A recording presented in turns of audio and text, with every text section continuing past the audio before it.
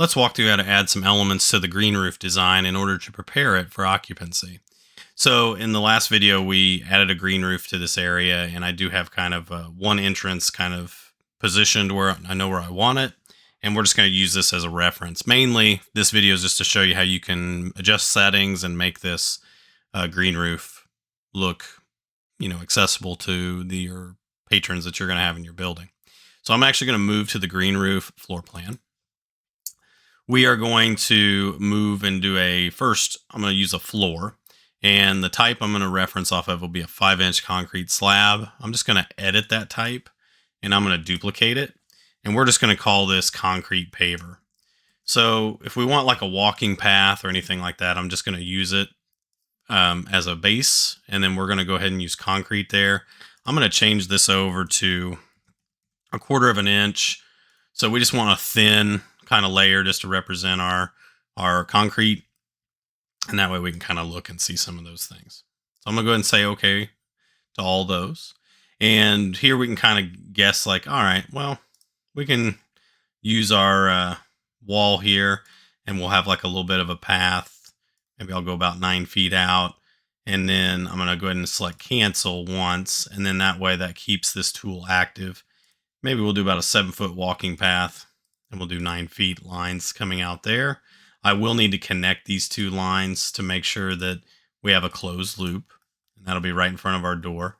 I'm going to use just an arc command here to do the outside edge, and maybe we'll see like maybe on the other side, the outside edge, we could probably put it about, let's say 56 feet.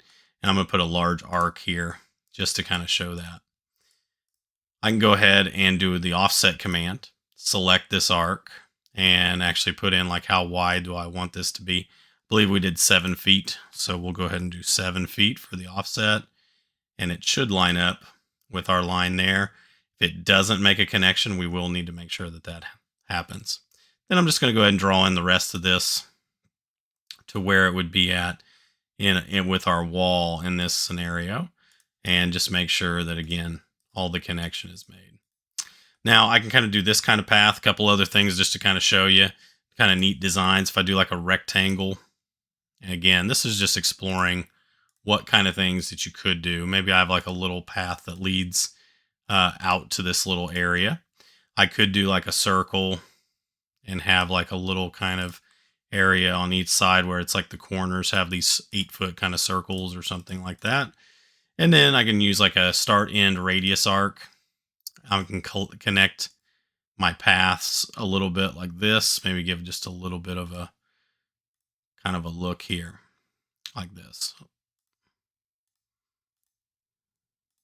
There's a lot of different things you can do. So we'll just see what kind of stuff we can kind of create. The biggest thing to kind of show you is that right now, if I hit the green check mark, it's going to give me an error, and it popped up right here that we can't have overlapping lines. So I'm just going to select continue. A lot of things tools that can kind of help you with this is I'm going to use this command up here called the split element. And split element, if I kind of hover over like the arc, and then if I kind of see that it kind of snaps to this intersection where these lines connected, I'm going to click there. You'll see a little blue dot pops up. I'm going to do the same thing here.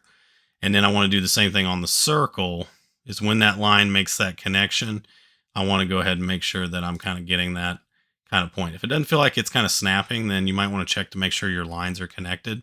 But even like this right here, I would need to make sure that I'm kind of splitting these elements, and even right here. So we don't want any lines that will kind of cut off and make a bunch of different kind of line segments. Revit's a little picky about stuff like that. So that's one thing. There we go. So now what we can do is like this. If I don't get that line, what we're looking for is like that little segment. I'm just going to delete it. And it looks like you saw here, I had a little bit of an issue kind of making sure that this connected over. And I'm going to go ahead and split on, make sure the circle is highlighted. And you'll see like right there is where it kind of connects. So now I can, again, check to make sure that these arcs and everything, if you zoom in, you'll see that right there will be a section. And then I can split like this. There we go. Now I'm getting that arc that I can delete. All right, same thing here. There might be some overlapping lines. Looks like I got one little segment that's there. So arcs and circles can kind of have those kind of elements. Looks like that one looks good to delete, and everything's there. So what we want is we want one continuous shape that doesn't have a bunch of broken segments. So this is probably going to give us, and it looks like I did have a couple here. So it's just a matter of just kind of changing and kind of doing some of those, changing and looking at some of those. A lot of times, like in this case, let me just delete this. There's a little line segment there that was, so I'm just going to go ahead and connect with an arc and put that in. So just little troubleshooting tips. If you're kind of struggling, like to where it's like this is not working, sometimes just deleting and cleaning some things up will help out with some of these particular shapes. So let's try this now. Okay, I do get an error that says the highlighted floors do overlap. So what that is that this is, and I'm going to just go ahead and close that error, and you're going to see that it's going to fight with the shapes that I put in there, and because it's on the same level. So if you remember, we made this 1/4 of an inch. It's on the same level as the green roof. So that means they're kind of fighting each other in the same space.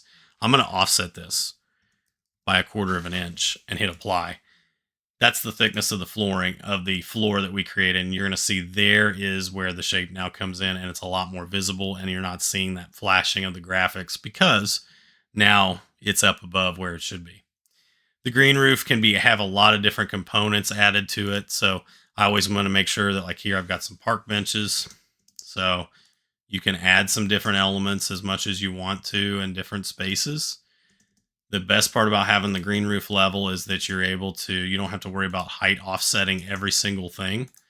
And you'll see that here in a moment as I'm kind of adding some different stuff. And I'm just playing around with this, like what kind of things can I add into this?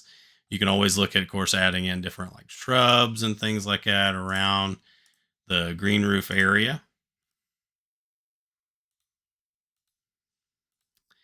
And I can, again, add in a few things like here. We might want to put some trash cans around for some of the patrons, so especially around some of the park benches.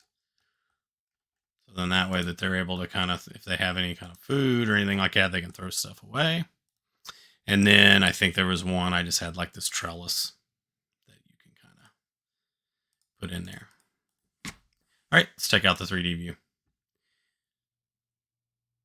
So there we go. So you're able to see there's like adding in some of the different components and things like that into the green roof to design for occupancy.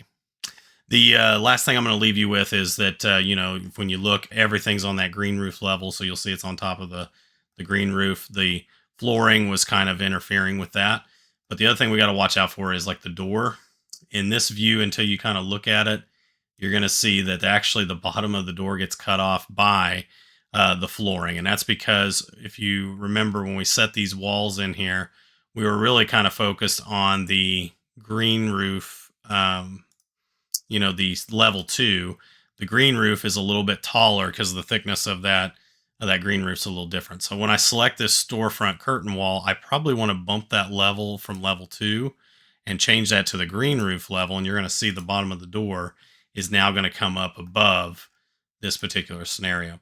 And if you look here, I need to unpin and delete this mullion. So that way the door is now going to be level with the top of the walking path. So that way people will not have to step over a steel mullion to be able to get out into that walking path. So just a few things there to play around with. Watch your, on some of your items. If you want things on top of the walking path, then, just know that if you go to place like on the green roof, I'm going to go ahead and use a park bench here. If you go to put it on top of the path, it may become embedded into the actual concrete a little bit. So this one actually looks pretty good. So, but if it does look like that it's kind of offset or anything, or needs to be bumped up a little bit more, just know that you can bump it up by the thickness of that flooring. It looks like that really come up nicely. So, and will make it look either more realistic or if it's embedded in concrete. So This has been taking a look at how to add some elements to your green roof and have some fun with being creative and kind of creating a lot of different experiences for your patrons that come out into this area.